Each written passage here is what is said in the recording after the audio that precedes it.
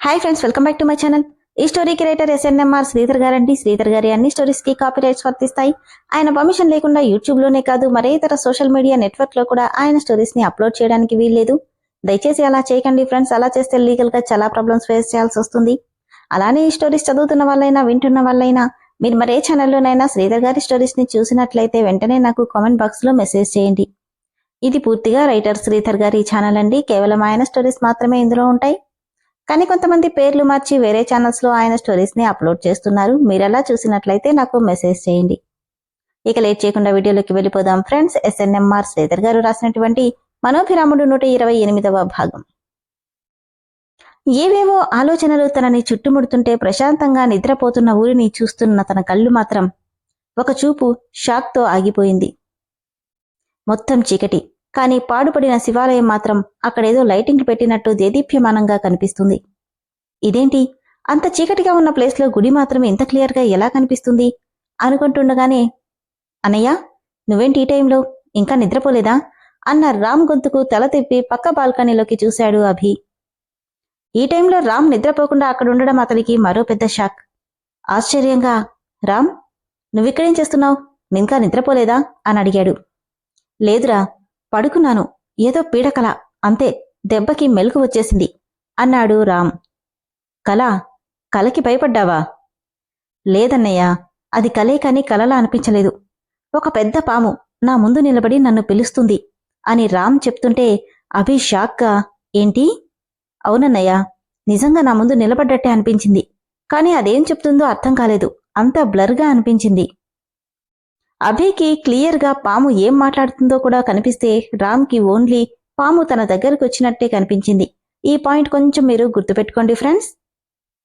ఏంటిది, నాకొచ్చిన కల వీడు చెప్తున్నాడు, ఒకే కల ఇద్దరికీ ఒకే టైంలోనా?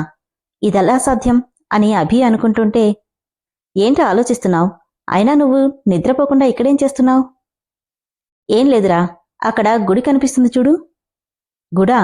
ఎక్కడా? అదిగో అక్కడ అంటూ తల తిప్పిన అభికి చిమ్మ చీకటి తప్ప గుడి ఆనవాళ్లు ఎక్కడా కనిపించలేదు. దాంతో మరింత షాక్ కొట్టినట్టు అనిపించింది అభికి. 2 క్షణాల క్రితం తను చూసిన గుడి ఇప్పుడు కనీసం ఎక్కడుందో కూడా కనబడట్లేదు. గుడెక్కడుందిరా అక్కడ? అది ఏం లేదులే, మార్నింగ్ గుడికెళ్ళాం కదా, అదే గుర్తొస్తుంది, అంతే. నువ్వెళ్ళి పడుకో, పొద్దున్నే మనం ఆ రాజేంద్ర గారి సంగతేంటో చూడాలి అనడంతో గుడ్ నైట్ చెప్పి ఇద్దరూ ఎవరిదారిన వాళ్ళు వెళ్ళిపోయారు. ఏం జరుగుతుంది ఇక్కడ? ఒకే కల ఇద్దరికీ రావడమేంటి? పైగా ఆ పాము నన్ను గుడి తెరవమంటుందేంటి? సంథింగ్ రాంగ్ అనుకుంటూ కిందకి చూసిన అభికి చెట్ల కిందనున్న అరుగు కనిపించింది. కృష్ణ, ఆను, ఇక చాలమ్మా, వద్దు, తమ్ముడు ఫాస్ట్గా తినేశాడు, వాడికంటే పెద్దవాడివి, నువ్వింకా తినలేదు కన్నా. 2 నిమిషాలకే పెద్దవాణ్ణి అయిపోతానా అమ్మా? మీనాక్షి నవ్వి, 2 నిమిషాలైనా పెద్దేనాన్నా, ఇది లాస్ట్ ముద్ద, అలానే అమ్మ ముద్ద ఆను అంటుండగానే నోట్లో పెట్టుకున్నాడు అభిరామ్. అయిపోయింది అంటూ దిష్టి తీసి, నా బంగారం అంటూ మెటికలు విరిచింది మీనాక్షి. చిన్నప్పటి వెంటాడుతున్న ఆలోచనలు పక్కన పెట్టేసేసి లోపలికి వెళ్ళిపోయాడు అభిరామ్. అభి చెప్పినట్టే ఊర్లో వాళ్ళంతా ఒకప్పుడు రాఘవ పంచిన తమ పొలాల్లో దేవుడికి దండం పెట్టుకుని దున్నడానికి గడ్డపారని భూమిలోకి దింపబోతుంటే, ఆగండ్రా అన్న రాజేంద్ర గర్జనకి భయంతో 2 అడుగులు వెనక్కి వేశారు. ఏం చేస్తున్నారా ఇక్కడ? మా పొలాలు సాగు చేస్తున్నాం బాబూ. మీ పొలాలా? ఎవడ్రా చెప్పింది?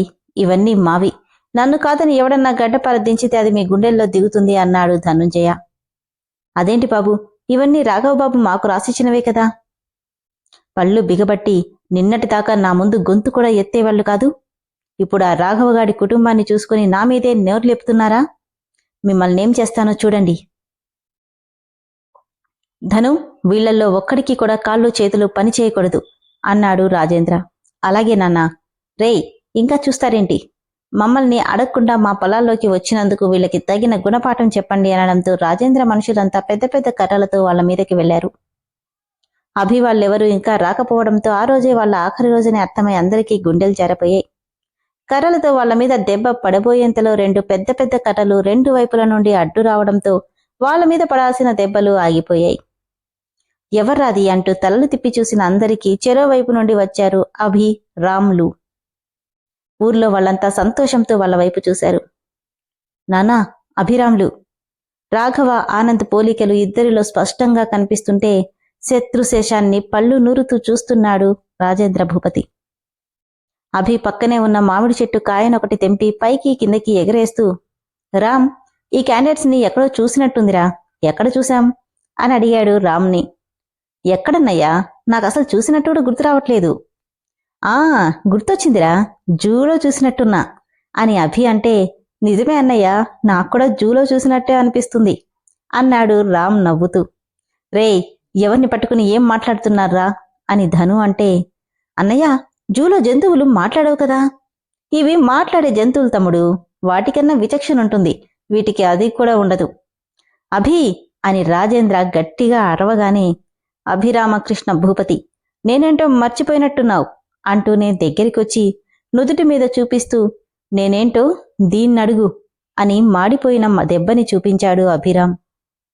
చాలా రోజులైంది కదా అన్నయ్య, మర్చిపోయినట్టున్నాడు, ఈసారి ఇద్దరం చెరోవైపు వేద్దామా అని రామ్ నవ్వుతూ చెప్తే కోపంగా చూశారిద్దరూ. వద్దులేరా, పాపం ఇప్పటికే భయపడిపోతున్నాడు అని అభి అంటే, రేయ్, చూస్తారేంట్రా, ఇన్నేళ్ల తర్వాత వచ్చిన వీళ్ళకి మనమేంటో చూపించండి అనగానే అందరూ రామ్ అభిల మీదకి కలబడ్డారు. ఇద్దరు కూడా వచ్చిన వాళ్ళని వచ్చినట్టు నేలకి ఖర్చుపోయేలా చేసేసరికి ఇద్దరికీ నోట్లో మాట రాలేదు. అందరూ అయిపోయారు.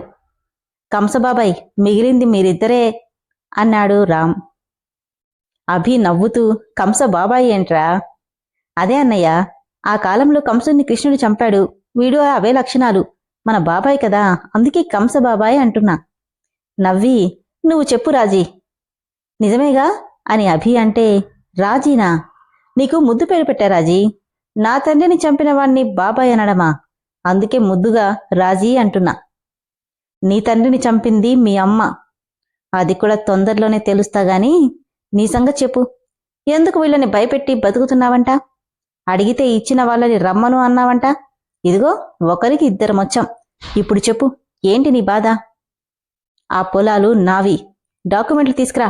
అప్పటిదాకా ఇవి మా నాన్న వీళ్ళకి దానం చేసినవి, కాదు కూడదు అన్నావంటే రేయ్ నిన్ను అంటూ ధనంజయ మీదకొస్తుంటే ధను గొంతు పట్టుకున్న అభిరామ్, నీకింకా ఆవేశం తగ్గలేదురా, చిన్నప్పుడే నా దాటికి తట్టుకోలేక తన్నులు తిన్నవాడివి.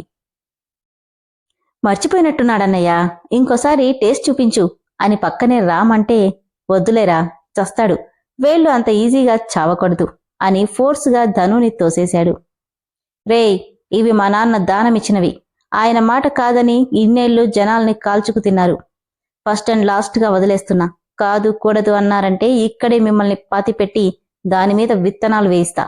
వారసులు రమ్మని మాట్లాడుతా అన్నావంట, నీతో మాట్లాడడానికి ఏమీ లేదు అని ఊరి జనాలతో, చూడండి, ఇక వీడికి మీరు భయపడాల్సిన అవసరం లేదు, ఈ పొలాలు మీవి, మీరు వీళ్ళ దగ్గర తీసుకున్న అప్పు కూడా ఇన్నేళ్లుగా మీ ఆస్తిని తింటున్నందుకు చెల్లైపోయినట్టే అనగానే రాజేంద్ర ధనుంజయ ఇద్దరూ కోపంగా చూశారు. అంతే కదా రాజీ, కాదంటే నీ లాయర్ని నమ్మను, మాట్లాడదాం, నేను వీళ్ళ పొలాలు మాత్రమే వదిలేస్తున్నాను, వాళ్ళైతే అని అభి ఆపితే, ఏముందన్నయ్యా, ఇన్నేళ్లు తిన్నదుకు ఉన్నదంతా ఊడ్చుకుపోతారు అని నవ్వేశాడు రామ్. రాజేంద్ర బటన్స్ సరిచేస్తూ, విన్నావుగా రాజీ, ఆప్షన్ ఈజ్ యువర్స్, ప్రశాంతంగా ఆలోచించి డెసిషన్ తీసుకో అనగానే ఇద్దరూ కోపంగా వెళ్ళిపోతుంటే వాళ్లకు ఎదురొచ్చారు అరుంధతమ్మ గాయత్రిలు. ఎలా ఉన్నావు రాజేంద్ర అని అరుంధతమ్మ అడిగితే సైలెంట్గా ఉండిపోయాడు రాజేంద్ర. ఏంటి మాట్లాడవా? ఎంతైనా నీకు పెద్దవు దిన్ని, ఈ వంశానికి మిగిలున్న పెద్ద దిక్కుని, కనీసం పలకరించవా నన్ను అంది అరుంధతమ్మ. పలకరించడానికి ఏమైనా ఉంటే కదా అత్తయ్య, నా కొడుకుల దెబ్బకు తోడొక్క ముడిచాడు అని గాయత్రి అంది. మాటగా జారకు గాయత్రి, గతం మర్చిపోకు. మర్చిపోలేదు కాబట్టే ఇక్కడికొచ్చాను రాజేంద్ర. మొగుడు శవంలా పడున్నా నీకింకా బుద్ధిలే రాలేదా గాయత్రి? ఆయన లేచి నిజం చెప్పిన రోజున నా కొడుకుల చేతుల్లో అదే నీకు ఆఖరి రోజు అవుతుంది, గుర్తు పెట్టుకో అంటుంటే ఇద్దరూ కోపంగా అక్కడి నుండి వెళ్ళిపోయారు. ఇక వీటి జోలికి వాళ్ళు రారు, మీరు హ్యాపీగా వ్యవసాయం చేసుకోండి అని గాయత్రి అంటే, మీ మేలు జన్మలో మర్చిపోలేం తల్లి అన్నారు ఊరివాళ్లు. చెప్పాను కదా, వీళ్ళొస్తే తప్ప మీ జీవితాలు బాగుపడవని, ఇక హాయిగా ఉండండి అన్నాడు శర్మ. వాళ్ళంతా దున్నే వరకు అక్కడే ఉండి రిటర్న్ బయలుదేరుతుంటే, పెద్దమ్మా అన్న పిలుపుకి తిరిగి చూశారు అందరూ. పసుపు రంగు లంగావోణిలో చూడచక్కగా అనిపిస్తున్న వైశాలిని చూస్తూ, శర్మ, ఎవరి అమ్మాయి అని అడిగింది అరుంధతమ్మ. ఆ గంజాయి వనంలో తులసి మొక్కమ్మ, చనిపోయిన వీరేంద్ర కూతురు వైశాలి.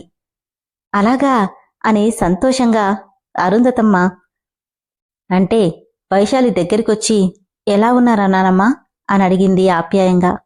బాగున్నాం తల్లి, చక్కగా ఉన్నావు, నీ మొహంలో మా ఆయన పోలికలు కనిపిస్తున్నాయి అని మురిసిపోయింది అరుంధతమ్మ.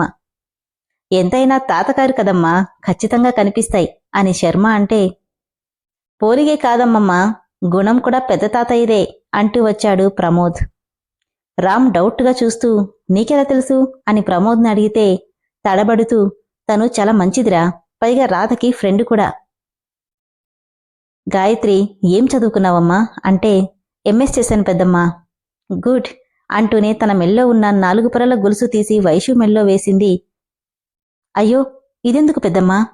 ఉండనివవే, ఎన్నో ఏళ్లకి మా వంశంలో పుట్టిన మొదటి ఆడపిల్లవి అంటూ ఆమె నుదుటి మీద ముద్దు పెట్టింది అరుంధతమ్మ.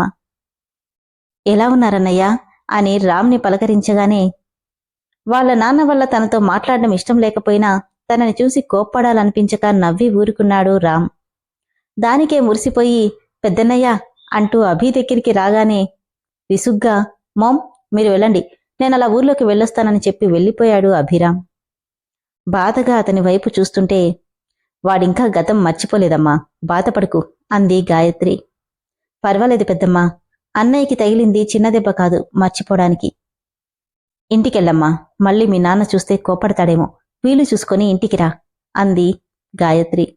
సరేనని తలూపి ప్రమోద్ వైపు చూస్తూ వెళ్ళిపోతే మిగిలిన వాళ్లు బంగళా వైపు కదిలారు.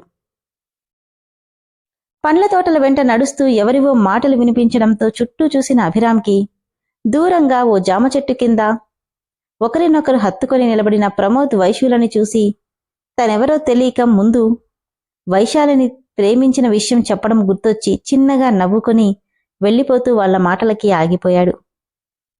పెద్దన్నయ్యకి నేనింటే ఇంకా కోపం పోలేదు ప్రమోద్. మా నాన్న చేస్తున్న వాటికి నేనేం చెయ్యను చెప్పు. ఏడవకు వైషు, వాడి కోపం పైకే, లోపలేమీ ఉండదు.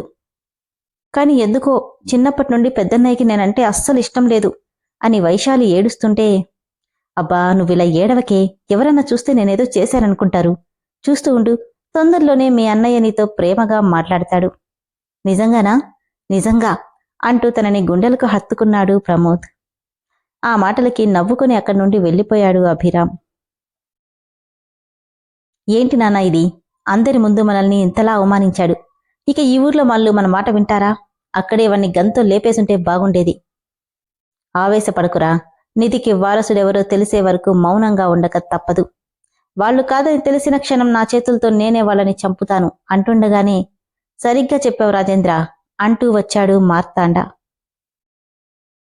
మీ నాన్న చెప్పింది నిజం ధను, ముందు మనం వాడెవడో తెలుసుకోవాలి. ఏమైనా ఆలోచించావా రాజేంద్ర అని మార్తాండ అడిగితే, ఆలోచించానన్నట్టు తలూపి దమయంతి అని పిలిచాడు. ఆ పిలుపుకి ఎర్రచీర కట్టుకుని ఒక సైడుకి జుట్టంతా ముడేసి పెద్ద బొట్టుతో ఎత్తుకు తగ్గ లావుతో ఉన్న మధ్య వయస్కురాలు వీళ్ల ముందుకొచ్చి నమస్కారం చేసింది. తన పేరు దమయంతి. తన ద్వారానే వాళ్ల జాతకాలు తెప్పిస్తాను. ఏం దమయంతి, చెప్పిన పని చేస్తావు కదా? తప్పకుండా అయ్యగారు. నా గురించి మీకు తెలీదా? 2 నెలల్లో వచ్చే కార్తీక అమావాస్యలోపు వాళ్ల జాతకాలు మీ చేతుల్లో ఉంటాయి. మంచిది అని తన సంచిలో నుండి ఒక తాయెత్తు తీసి దమయంతి చేతికి కట్టాడు మార్తాండ. ఇదెందుకు మార్తాండా? రాఘవ ఆత్మ మన పని జరగనివ్వదు ధనుంజయ, అందుకే ఈ రక్ష. దీనివల్ల రాఘవ దమయంతిని ఏమీ చేయలేడు అన్నాడు మార్తాండ. నడుచుకుంటూ ఊరు మొత్తం తిరుగుతున్న అభిరామ్కి కనిపించిన ప్రతి ఒక్కరూ నమస్కారం పెదబాబు అంటూ దండం పెడుతుంటే అందరికీ చిరునవ్వే సమాధానంగా ఇస్తూ గుడి దగ్గరికి చేరుకున్నాడు. రాత్రి తన కళ్ళు కనిపించిన అదే గుడి. కరెంటు సప్లై ఉందేమోనని చుట్టూ చూశాడు, కానీ ఏమీ కనిపించలేదు. గుడి తెరిపించాలని ఆ పాము నాకెందుకు చెప్పింది అని ఆలోచిస్తుంటే పాము బుసకొడుతున్న చప్పుడు మళ్లీ వినిపిస్తుంటే తెలియకుండానే ఆ చప్పుడు వస్తున్న వైపు అడవిలోకి అడుగులేస్తున్నాడు అభిరామ్. రే అభి, ఎక్కడికిరా అంటూ వెనకే వచ్చాడు ప్రమోద్. ఏం లేదు, జస్ట్ అలా నడుద్దామని. ఏంటి అడవిలోనా? నేచర్ బాగుందిరా. నేచర్ కావాలంటే తోటలోకి వెళ్ళాలి. నిన్న సివిల్ పని వాళ్ళని రమ్మన్నావంట, తీసుకొచ్చాను. అవునా, పద వెళ్దాం అంటూ వెనక్కి తిరిగి చూసుకుంటూనే ముందుకు వెళ్ళిపోయాడు అభిరామ్. మను కంగారుగా, అత్తయ్య ఏమైంది, ఆయనేమైనా గొడవపడ్డారా అని అడిగింది. అక్కడుంది అభిరామకృష్ణ. నా కృష్ణ మీద చెయ్యి వేయడం అంత తేలిక కాదు అని రాధ అంటే నవ్వి, రాధ చెప్పింది నిజమే అంది గాయత్రి. మరి ఆయనేరి? అలా ఊర్లోకి వెళ్ళొస్తానన్నాడు, వచ్చేస్తాడులే అని చెప్పి అందరూ వెళ్ళిపోతే, అలాగా అంటూ అభి కోసం డోర్ దగ్గరే ఎదురుచూస్తుంది మను.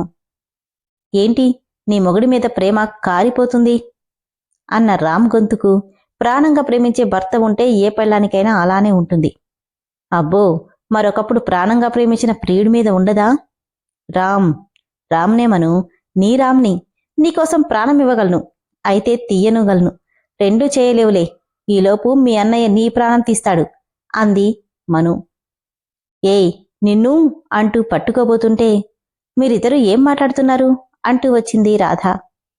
రాధని చూసిన ఇద్దరికీ పై ప్రాణాలు కిందనే అయిపోయినట్టే అనిపించింది. నువ్వెప్పుడొచ్చావు రాధా? ఇప్పుడే. మీరిద్దరూ ఏదో సీరియస్గా మాట్లాడుతుంటేనూ. ఏం మాట్లాడుతుంటామో వినిపించే ఉంటుందిగా రాధా అని రామ్ అడిగితే, లేదు రామ్, వినపడలేదు. థ్యాంక్ గాడ్ అనుకుని, ఏం లేదు రాధా, అన్నయ్యతో పాటు నేను కూడా వెళ్ళలేదని కోప్పడుతుంది. అన్నయ్య ఏమైనా చిన్నపిల్లాడా చెప్పు అంటుండగానే అభిరామ్ లోపలికొచ్చాడు. ఏంటి డిస్కషన్? ఏముందన్నయ్యా, నువ్వింకా రాలేదని మీ ఆవిడ తెగ దిగులు పడిపోతుంది అని రామ్ కోపంగా చెప్తే, అలా ఊర్లోకి వెళ్ళాను మను. ప్రమోద్, ఆ బేల్దారి వాళ్లతో చెప్పి ఖాళీగా ఉన్న రూంలో జిమ్ ఏర్పాటు చేయించు అన్నాడు అభిరామ్. మను, నీకేమైనా పనులుంటే మాడ్యులేట్ చేయించుకో అని చెప్పి లోపలికి వెళ్ళిపోయాడతను. ఈ మనుని ఎలా దారిలోకి తెచ్చుకోవాలో తెలియట్లేదు. ఇక్కడి నుండి వెళ్లేలోపు నా మనుని ఎలాగైనా నా దారిలోకి తెచ్చుకోవాలి. ఎవరడ్డొచ్చినా వదిలే ప్రసక్తే లేదనుకుంటూ రూమ్ నుండి బయటకొస్తుంటే అభి కోసం వేడిగా గ్రీన్ టీ తీసుకెళ్తూ కనబడింది మను. వస్తున్నావా? రా, చెప్తా నీ సంగతి అనుకుంటూనే లోపలికెళ్ళిపోయాడు రామ్. గుడి దగ్గర తనకు వినిపించిన శబ్దం గురించి ఆలోచిస్తూ అటూ ఇటూ తిరుగుతున్న అభిని చూసి, ఏం ఆలోచిస్తున్నావు అభి? ఏం లేదు మను అంటూనే కప్పందుకున్నాడు. ఎందుకో డిస్టర్బ్గా కనిపిస్తున్నావు, నాకు చెప్పకూడదా? నీకు చెప్పాల్సి వచ్చినప్పుడు తప్పకుండా చెప్తానులే. అంతవరకు ఇలా డిస్టర్బ్ అవుతూనే ఉంటావా? కప్ పక్కన పెట్టేస్తూ తనని దగ్గరికి తీసుకుని తన పెదవులని రౌండ్గా చుట్టి, డిస్టర్బెన్స్ తగ్గాలంటే నాకు ఎనర్జీ కావాలి. తన చేతిని తోసేస్తూ, కుదరదు. ఎందుకో? ఆ రోజు అడగకుండానే ఇచ్చావు. ఇచ్చినప్పుడే తీసుకోవాలభి, అడిగినప్పుడు ఇవ్వరు అని వెళ్ళిపోతుంటే తన చీరచెంగు పట్టుకుని వెనక్కి లాగి, నువ్వివ్వకు, నేనే తీసుకుంటాను అంటూనే ఫోర్సుగా తనని ముందుకు లాక్కుని ముద్దు పెట్టుకోబోయాడు. తనని తోసేసి ఒక్కో అడుగు వెనక్కి వేస్తుంది మను. ముందుకు నడుస్తూ, ప్లీజ్ మను, అప్పుడెప్పుడో ఇచ్చావు, తర్వాత మాటలతో మాయ చేస్తున్నావు. నువ్వు మాయలోడివి కదా అభి, అందుకే మాయ చేస్తున్నా. నవ్వి, అందుకే ఈరోజు ఆ ఛాన్స్ ఇవ్వదలుచుకోలేదు. అయినా ఆడవాళ్ళు అవునంటే కాదని కదా, సో తప్పించుకోలేవు అని దగ్గరికి వస్తుంటే చిన్నగా బ్లష్ అవుతూ అడుగుల్లో వేగం తగ్గించింది మను. ఆ రోజేదో అభి కోపంలో ఉన్నాడని తను స్టెప్ తీసుకుంది, కానీ ఇప్పుడు తన దగ్గరికి వస్తుంటే తెలియని టెన్షన్ మొదలై సన్నగా వణుకు మొదలైంది. ఆమె ఫేస్ని చేతుల్లోకి తీసుకుని సూటిగా తన కళ్ళల్లోకి చూస్తుంటే ఆ చూపులకి తాళలేక సిగ్గుతో కళ్ళి వాలిపోతున్నాయి. ఆర్తిగా వణికే పెదవులను అందుకోవడానికి దగ్గరికొస్తుంటే వాలిపోతున్న కళ్ళని అతి కష్టంగా పైకెత్తగానే ఎదురుగా కనిపించిన దానికి కళ్ళు పెద్దవి చేసి క్షణంలో అభిని ఒక్క ఉదుటున పక్కకి తోసేసింది మను. విన్నారు కదా ఫ్రెండ్స్, స్టోరీ ఎంత బాగుందో కదా. రామ్, అభి ఇద్దరూ కలిసి ఊర్లో వాళ్ళకి పొలాలని పంచేసి రాజేంద్రకి వార్నింగ్ కూడా ఇచ్చారు.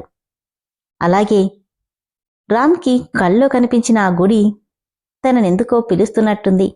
అలాగే ఆ 5 తలగల పాము కూడా శబ్దం చేస్తూ తనని రమ్మంటుంది. మరి భార్య దగ్గర సంతోషంగా ఉండాలనుకున్న తనకి మను దేన్ని చూసి భయంతో అభిని అలా తోసేసిందో రేపటి ఎపిసోడ్లో తెలుసుకుందాం.